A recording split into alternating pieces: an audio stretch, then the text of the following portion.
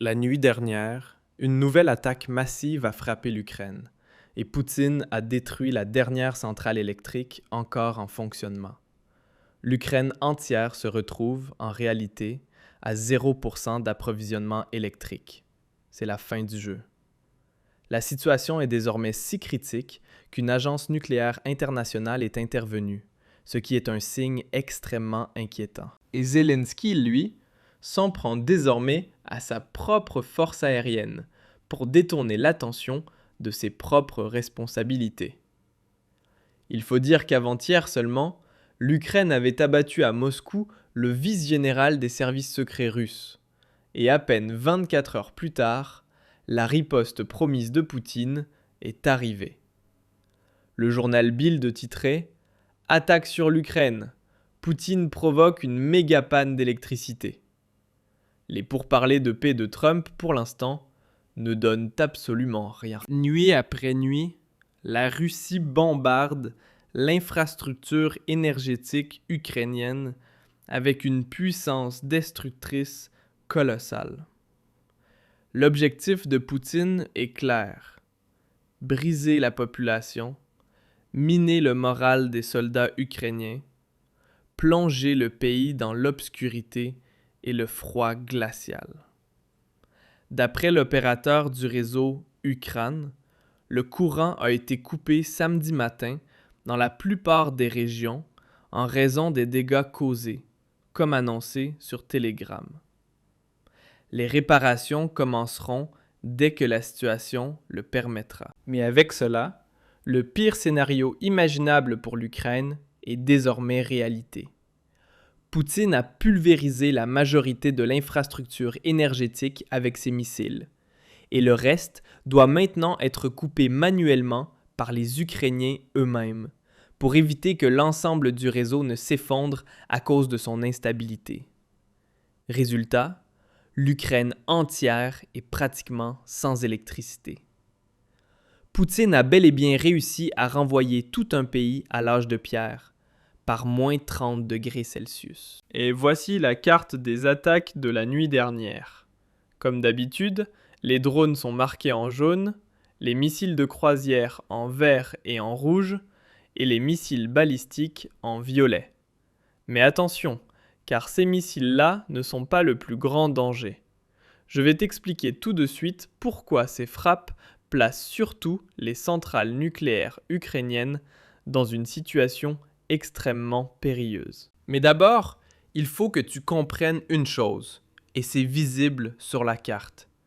Ces missiles balistiques étaient des zircons, des missiles hypersoniques qui ont frappé un peu au sud-ouest de Kiev, dans la région de Vinnytsia. Et ce n'est pas un hasard, car c'est justement là que passent les lignes à haute tension de 750 kV, véritable colonne vertébrale de l'approvisionnement électrique de l'Ukraine. Non seulement ce sont les lignes les plus cruciales du pays, mais aussi les plus difficiles à réparer. Et dès que Zelensky parvient à les remettre en état, Poutine envoie directement un autre missile dessus. Son objectif est limpide: provoquer une panne totale et durable de l'électricité jusqu'à la fin de la guerre.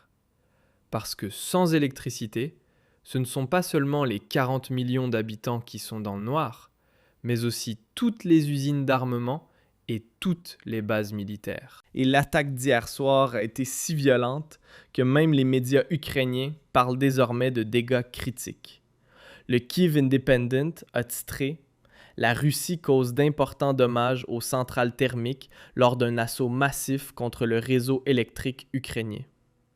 La société DET, plus grand fournisseur d'énergie privée du pays, a confirmé que ses installations avaient subi de lourds dégâts. Le 7 février, des coupures d'urgence en 5 niveaux ont été mises en place à l'échelle nationale, avec des mesures encore plus drastiques dans les régions de l'Est et du Nord.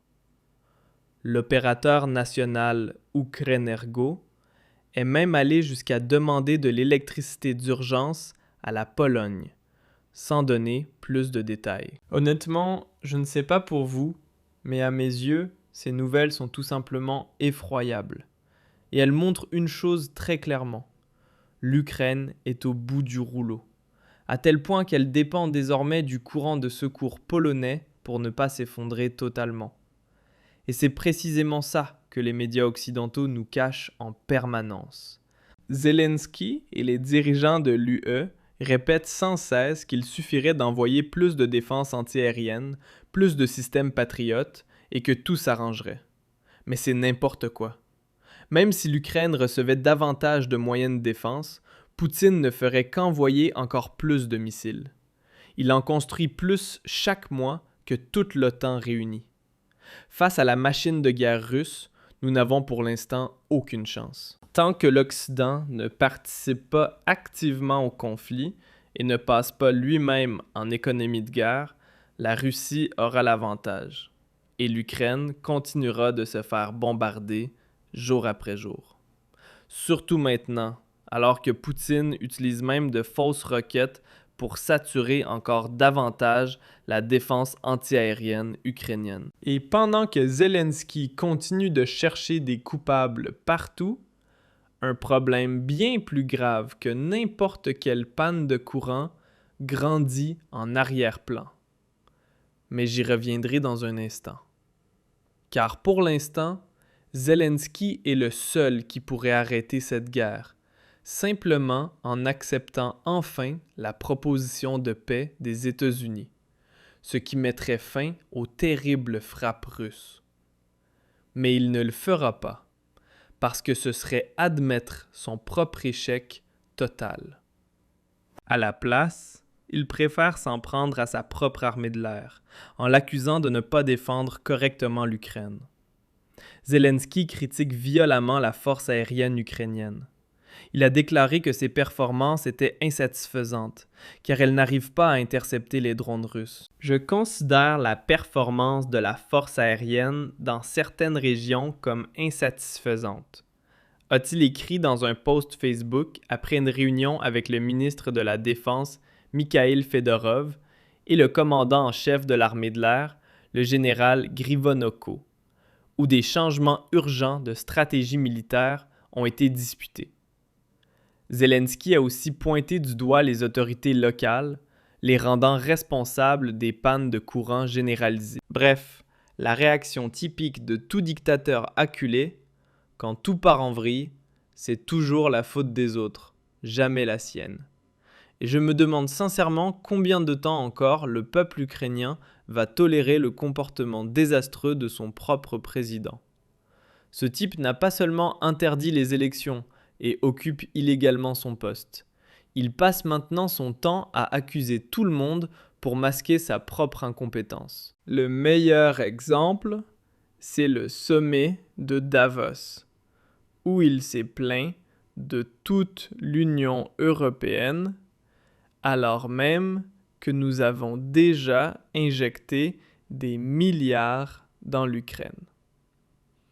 Mais attention, car là, on atteint un niveau de gravité inédit. On entre exactement dans le scénario que je t'avais annoncé plus tôt. L'Agence internationale de l'énergie atomique est maintenant intervenue, déclarant que la situation dans les centrales nucléaires ukrainiennes se détériore de plus en plus. Voici ce qu'a rapporté RBC Ukraine. Une attaque russe contraint les centrales nucléaires ukrainiennes à un arrêt d'urgence.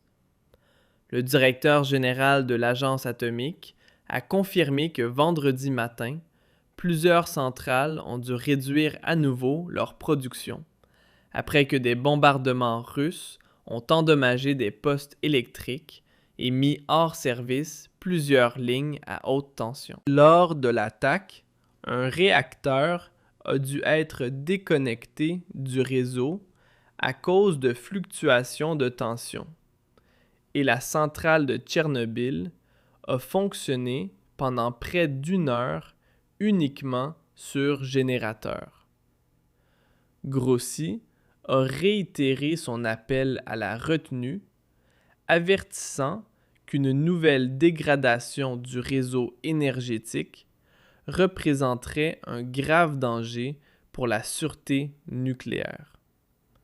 Et là, on atteint un niveau de gravité extrême. Même si les centrales nucléaires ne sont pas directement visées par les frappes, elles deviennent désormais un véritable danger, car le réseau électrique est tellement instable qu'il faut sans cesse les déconnecter du système. Et ce serait vraiment la pire catastrophe imaginable si, en plus de tout, les centrales venaient à exploser en Ukraine. À partir de maintenant, plus question d'édulcorer la réalité. L'Ukraine est plongée dans le noir. Ses infrastructures sont en ruine. Et Zelensky préfère insulter sa propre armée au lieu d'assumer ses responsabilités. Ce n'est plus une guerre défensive.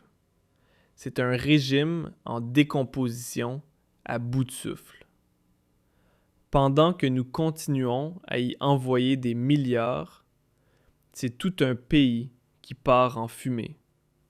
Et personne ne nous dit comment cela est censé se terminer. La vraie question n'est plus de savoir si l'Ukraine va perdre, mais ce qu'il restera du pays à la fin. Alors dis-moi, à ton avis, est-ce que Zelensky devrait enfin être viré? Oui ou non? Écris-le moi en commentaire et pense à laisser un like si mes vidéos te plaisent.